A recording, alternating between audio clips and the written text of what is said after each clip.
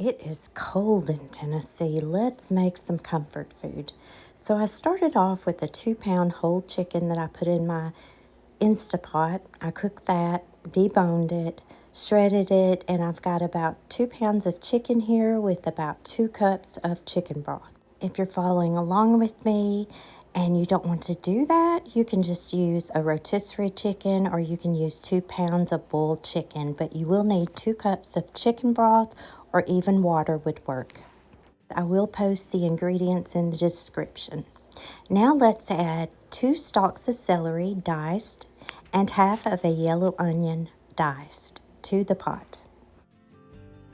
Turn your stovetop eye or your burner onto medium. Add a 12-ounce package of frozen mixed vegetables. Let's add 2 more cups of chicken broth. Add 1 cup of milk, and I'm just using 2%. Add 3 tablespoons of butter. Add 1 teaspoon of parsley flakes.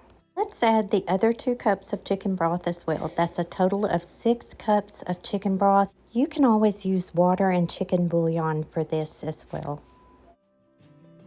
Add some salt and pepper to taste. And I did add a large pinch of thyme to this, but you won't see that in the video.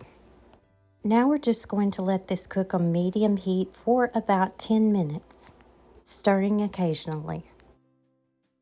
After this has been cooking about 10 minutes, we are going to add some evaporated milk. I'm adding 1 can of evaporated milk.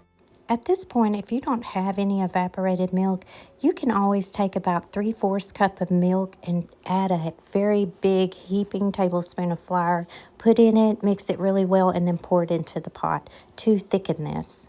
But this evaporated milk will help it be much more creamier, and it did. This was delicious. By the way, that's just maybe a 1/2 cup of water to a heaping tablespoon of flour. Now this is where I'm going to cheat. You can make homemade dumplings if you want to. I do sometimes, but sometimes I just like to use just pop biscuits. It makes a good fluffy dumpling. And the ones I have are the buttery kind. You know, butter makes everything a little bit better, doesn't it? By the time you drop your dumplings into this, it should be at a full rolling boil. And then I like to top that with pepper, because y'all know I like pepper. Lots and lots of pepper. Yep, that's me. I do, and this is one dish where you gotta have pepper.